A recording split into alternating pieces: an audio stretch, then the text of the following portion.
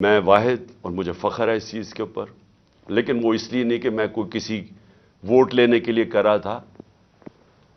یہ میرا عقیدہ ہے، یہ میرا ایمان ہے، اور صرف جس کا ایمان ہو تو وہ جس طرح کی باتیں کر سکتا ہے۔ اور مجھے بتانے کی ضرورت نہیں ہے کہ ہر انٹرنیشنل فورم پہ میں نے اپنے جو ہمارے مسلمانوں سے زیادتیاں ہوتی ہیں، جو مغرب میں رہتے ہیں، اسلاموفوبیا، اور پھر جو نبی صلی اللہ علیہ وسلم کی شان میں گستاخی کی جاتی ہے، اس کے اوپر واحد میں چیلنج کرتا ہوں، میں واحد وہ پاکستان کا پرائم منسٹر ہوں جس نے اس کی بات کی ہے۔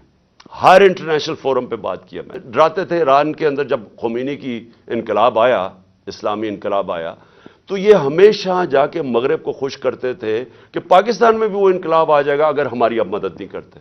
ان کی سٹیٹمنٹس اٹھا کے دیکھیں، جب یہ باہر جاتے تھے ان کے سربراہ، تو صرف ان کا یہ دین کا نہیں، دین کی بات چھوڑیں، یہ صرف یہ کہتے تھے کہ ہم لبرل ہیں، ہم آپ کے ساتھ ہیں، ہمیں بچا لیں، نہیں تو دینی لوگ پاکستان کے اوپر حاوی ہو جائیں گے۔ یہ ان کی کیمپین رہی ہے باہر پاکستان سے۔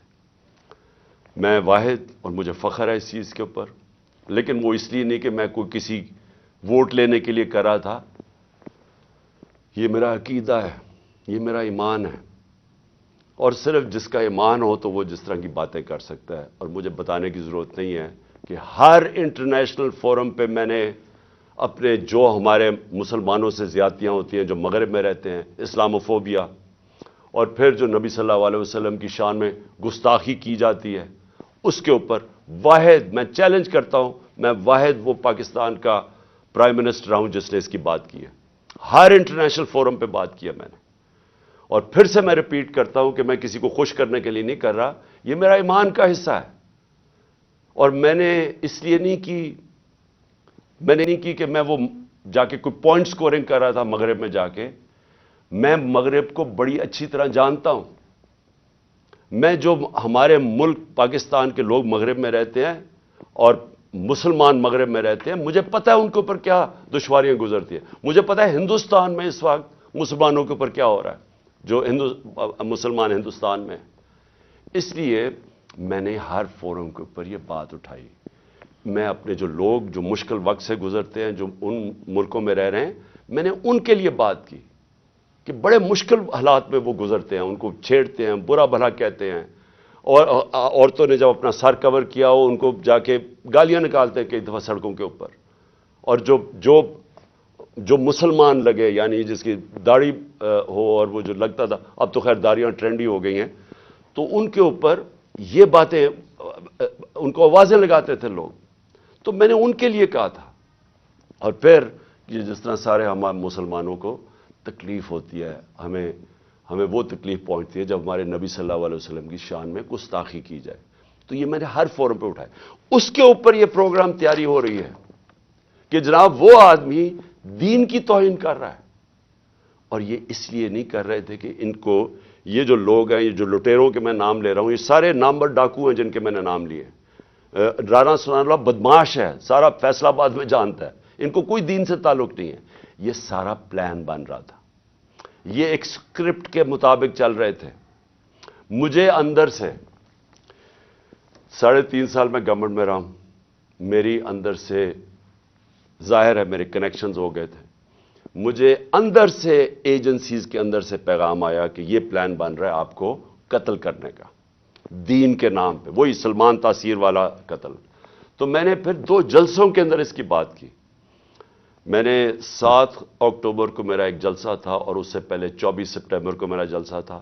ان دونوں جلسوں میں نے یہ بتایا کہ یہ پلان بن رہا ہے مجھے قتل کرنے کا، کیونکہ وہ جو 4 تھے بند کمروں میں جنہوں نے فیصلہ کیا تھا، انہوں نے یہ سوچا ہوگا کہ اگر وہ قتل تو ان کے نام آ جائیں گے، لہٰذا انہوں نے اس اسٹیپ پر ڈالا کہ جی وہ دینی انتہا پسند اشتعال میں آ کے اس نے عمران خان کو قتل کر دیا۔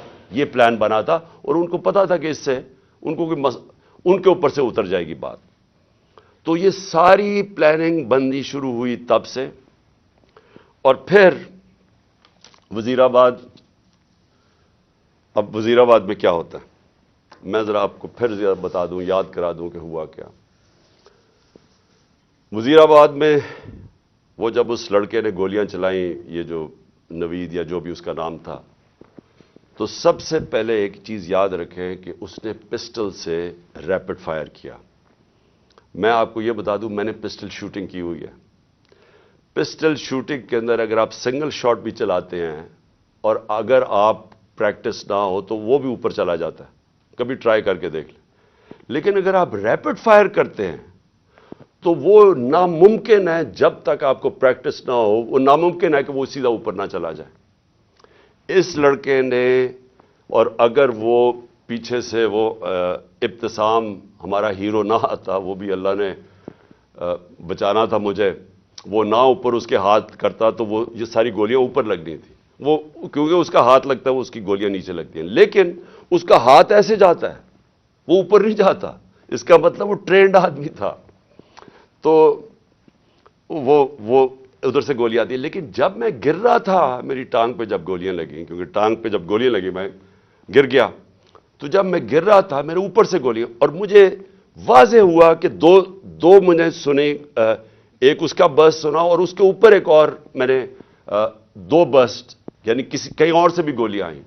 میں کہتا رہ گیا کہ سامنے سے گولیاں آئی ہیں، کیونکہ مجھے اوپر سے گولیاں میرے گزری جب میں گر رہا تھا. تو ایک دم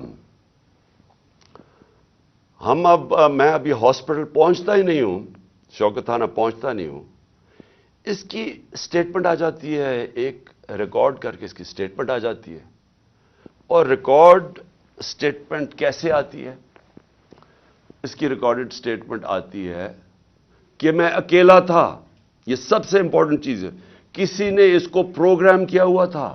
اگر آپ کو شک بھی ہونا کہ یہ آدمی، یہ طوطا اس کو پڑھایا نہیں ہوا تھا، تو اس کی آپ پہلی سٹیٹمنٹ سن لیں کہ میں اکیلا تھا.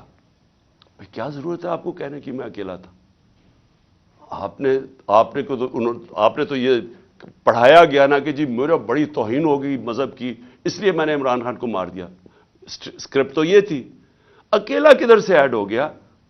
اس لیے اکیلا تھا کیونکہ اگر اور تھے تو اس کا مطلب کہ دینی انتہا پسند نے نہیں مارا. اگر اور پتہ چل جائے گولی مارنے والے تو اس کا مطلب کہ پورا ایک پروگرام بنا ہوا تھا عمران خان کو قتل کرنے کا. تو اس لیے اس نے میں اکیلا تھا. اور اس کی جو پہلی سٹیٹمنٹ تھی وہ بھی بڑی مزیدار ہے.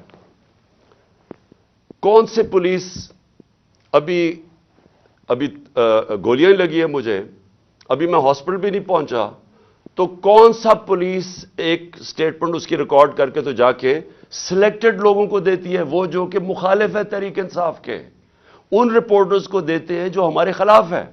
اب یہ ذرا سنیں، اس کی سٹیٹمنٹ آتی ہے اور سٹیٹمنٹ ریکارڈ کون کرتا ہے؟ ڈی پی او گجرات اپنے فون سے اس کی سٹیٹمنٹ ریکارڈ کراتا ہے، اور ڈی پی او گجرات اس کے فون سے کدھر جاتی ہے سٹیٹمنٹ؟ وہاں رکتی نہیں ہے سٹیٹمنٹ. یعنی چلیں اگر اپنے لیے آپ نے پولیس نے اپنے لیے سٹیٹمنٹ رکانی چلے وہ بھی مان لیں، لیکن نہیں، ابھی تفتیش بھی نہیں ہوئی، ایف آئی آر بھی نہیں کٹی، اور وہ سٹیٹمنٹ کس کو بھیجتا ہے؟ اب ذرا دیکھ لیں.